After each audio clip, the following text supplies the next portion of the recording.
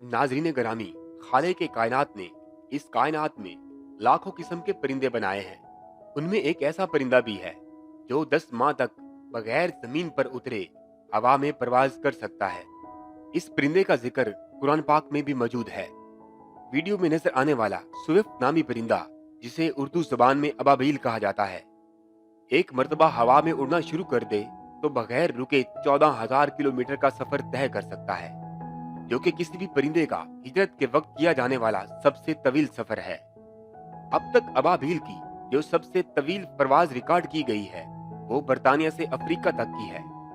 ये परिंदा मौसम सरमा गुजारने के लिए अफ्रीका का रुख करता है।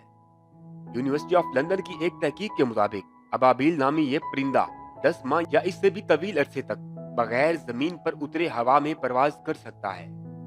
ये दुनिया का वाहिद परिंदा है जो हवा में परवाज करते वक्त सो सकता है।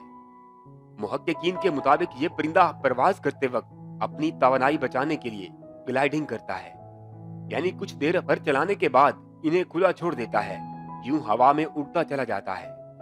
कुदरत ने इस परिंदे के परों का डिजाइन कुछ इस तरतीब से बनाया है कि हल्की सी हवा भी उसे आगे धकेल देती है, जिसकी वजह से परवाज करते वक्त इसे ज्यादा तवानाई खर्च नहीं करना पड़ती।